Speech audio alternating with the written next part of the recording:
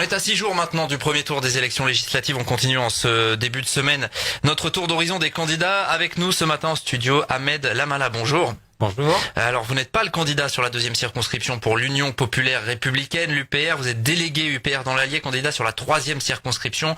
On explique à nos auditeurs simplement que Céline Domanger, qui est la candidate titulaire sur cette circonscription, n'était pas forcément disponible. C'est une candidate qui n'habite pas le département. Voilà, et on salue également sa suppléante Esther Millet. Donc voilà, ça sera Céline Domanger et Esther Millet que vous aurez sur votre bulletin de vote. Mais ce matin, c'est Ahmed Lamala qui va se faire le porte-parole un petit peu finalement de cette candidate. L'Union populaire républicaine, déjà pour rappeler, c'est le parti de François Asselineau qu'on avait découvert lors de la présidentielle, c'est ça? Exactement. Alors, vous revendiquez aujourd'hui à peu près 90 adhérents dans l'Allier? 94 exactement. Ah, bon, vous allez être précis. Présentez-nous un petit peu ce mouvement, qu'est-ce qu'il a de différent par rapport à d'autres? Je pense que c'est d'abord c'est un mouvement qui existe depuis 10 ans. Il a été fondé en 1995 à l'occasion de la date anniversaire du traité de Rome. Et qui s'est développé principalement à travers l'Internet. Donc les adhérents de ce parti appartiennent à ce qu'on appelle la nouvelle opinion, celle qui s'est formée en dehors des canaux traditionnels de formation d'opinion, à savoir les médias, les journaux, les syndicats, etc. D'accord. C'est un vrai mouvement finalement assez peu connu, qui a eu qui a été un petit peu sur le devant de la scène avec François Asselineau, qui est le président, je pense, du mouvement en fait, c'est ça? Effectivement, c'est le président. Donc ce parti s'est fondé pour 3 objectifs. La sortie de l'Union européenne. Ouais, on va en parler. C'est vraiment votre cheval de bataille. Voilà, exactement. D'accord. Sortie de l'Europe justement et de l'euro, c'est vraiment l'idée qu'il faut retenir et que défendra notamment Céline Domanger lors de cette lors de ces élections législatives. Oui. Alors pourquoi sortir de l'Europe vous paraît aujourd'hui indispensable? Parce que la France n'a plus aucune manette, aucune liberté de manœuvre. Tous les pouvoirs ont été transférés à Bruxelles ou à Francfort en ce qui concerne la monnaie, ou aux États-Unis en ce qui concerne la défense via l'OTAN. D'accord. Donc pour vous, l'Europe n'apporte finalement rien de bon. La France a perdu sa souveraineté nationale, on va dire. Voilà, la France n'est plus souveraine. Ce n'est plus qu'une province de l'Empire. Donc sortir de l'Europe, sortie de l'euro aussi, de la monnaie unique. Les choses sont liées, bien entendu. Je vous demande pardon, l'euro n'est pas une monnaie unique. Oui. C'est juste une monnaie homonyme. D'accord. Bon, voilà. C'est une question très technique qu'on développera si vous voulez. Mais ce n'est pas une monnaie unique. Alors j'ai lu un petit peu les documents de campagne, notamment de Céline Domanger et d'une manière générale de l'Union populaire républicaine dans l'Allier. L'Europe, vous l'accusez entre guillemets d'être responsable du chômage de masse, des choses comme ça? Alors je ne dirais pas l'Europe, je dirais l'Union européenne. L'Union européenne, effectivement, il faut être précis. Voilà, la France étant dans l'Europe, on ne peut pas en sortir sauf à creuser et trancher le long de nos frontières est. Vous comprenez bien, donc c'est de l'Union européenne que nous voulons sortir. Voilà. Ouais. Ça c'est le cheval de bataille. Pour vous, il n'y a pas d'autre solution finalement aujourd'hui pour que la France aille mieux, retrouve. Il n'en existe pas d'autre. Comment voulez-vous qu'un pays puisse agir, puisse gouverner s'il reçoit des instructions qui s'appellent directives de l'extérieur? Nous ne faisons que exécuter les directives et si nous ne le faisons pas, nous subissons des amendes considérables. On voit qu'il y a des conséquences en Grande-Bretagne, avec le Brexit notamment, où on commence à se rendre compte que quand même c'est compliqué, notamment en matière d'économie. Ça vous a peur pas, ça? Non, c'est le contraire. Même le FMI a revisé ses révisions à la hausse en ce qui concerne l'économie britannique.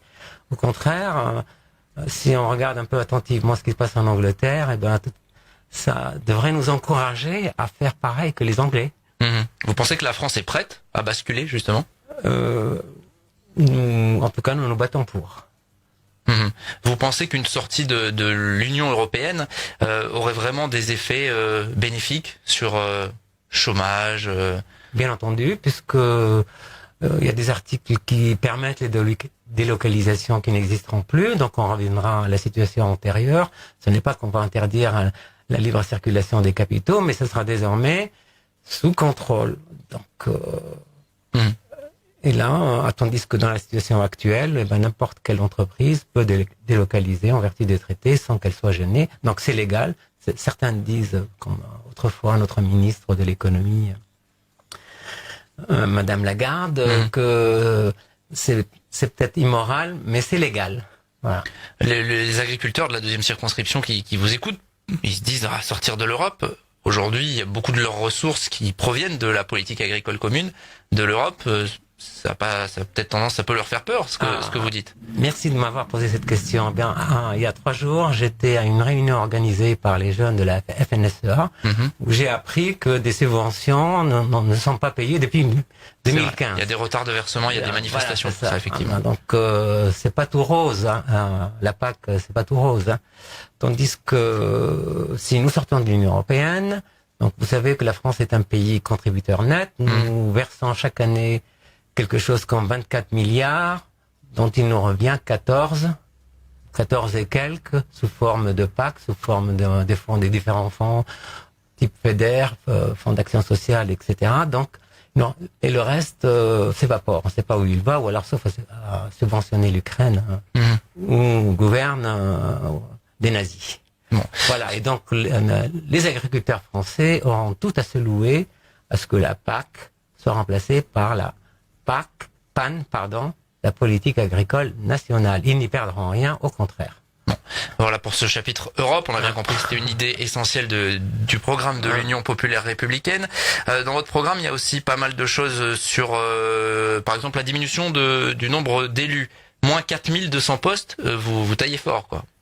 En tout cas, je vous félicite. Vous êtes bien informé. On a regardé, on prépare quand même. C'est très bien. Oui, bien entendu. Pensez-y, on a fait une réforme, on a supprimé la moitié des cantons, mais on a multiplié par 2 le nombre de... Avec des binômes, hommes-femmes. On appelait ça binôme parce que ça fait peut-être joli, j'en sais rien, mais c'est absurde. Vous voyez bien l'absurdité de la chose. Je veux dire, effectivement, il y a beaucoup de gaspillage d'argent dans les traitements des élus.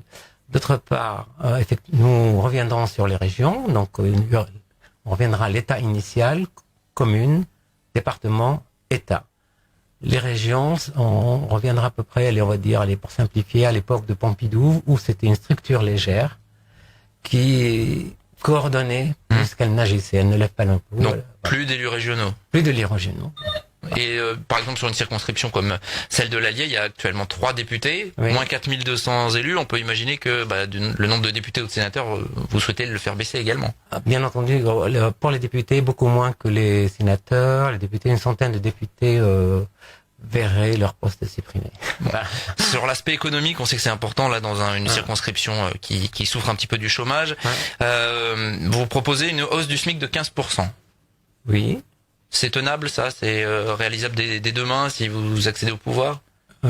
Réfléchissons un petit peu. Si on paye davantage les gens, ils pourront consommer davantage et donc l'économie n'en s'en porterait que mieux. Tandis que la période de déflation dans laquelle on se trouve aujourd'hui, la consommation s'en ressent. Vous voyez bien les magasins qui sont fermés, qui sont à reprendre à Montluçon et pas qu'à Montluçon, partout. Partout ailleurs. Donc, la hausse du SMIC, il faut considérer la chose du point de vue économique et voir les deux côtés de la chose. Et ce sera d'autant plus possible que nous allons taxer les importations. Et donc, le produit de cette taxe servira, entre autres, à augmenter le SMIC. Vous proposez aussi, de manière économique, la renationalisation d'EDF, de la Poste, de TF1, d'Orange. C'est possible, ça? Pourquoi pas? Comment vous faites?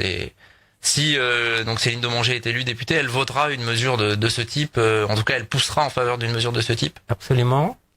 Oui, parce que TF1 joue un rôle fondamental dans l'information des Français. Mais il y a déjà France Télévisions. Voilà. Donc TF1, si vous examinez attentivement la structure du capital et qui détient TF1, vous allez trouver principalement des fonds de pension américains, notamment Carlyle, qui sont là pour, manipuler l'opinion, ou tout au moins l'orienter dans un sens. Faites un test comparatif, quelle est la quantité de programmes français par rapport aux programmes américains, en particulier en ce qui concerne le divertissement. Vous serez édifié, vous allez trouver le rapport est peut-être de 1 à 8. Il nous reste à peine 15 secondes. Oui. Vous pensez pas que votre parti va souffrir d'un manque de notoriété avec en plus une candidate qui ne connaît pas les problématiques du territoire local? Non, je pense que c'est pas un souci parce qu'un député, c'est avant tout un député de la nation. Son rôle est de voter les lois, d'en proposer et donc d'être un peu beaucoup même le contre-pouvoir par rapport à l'exécutif. Donc son rôle n'est pas de transformer sa permanence en un bureau d'aide sociale ou de saupoudrage de subventions aux petites communes. On se trompe, il doit voter les lois. Donc en revanche, très vraiment, rapidement, comme on le dit, il a quelque influence et s'il pourrait utiliser cette influence pour aider sa circonscription, mon Dieu, pourquoi pas. Le temps est terminé. Merci Ahmed Lamala d'être venu. On rappelle délégué pour l'Union populaire républicaine et on rappelle que la candidate sur cette deuxième circonscription, c'est Céline Domanger. Merci à vous. Merci, j'ai dit une bêtise. L'UPR a été fondé en 2007. Non pas, qu'est-ce que j'ai dit moi?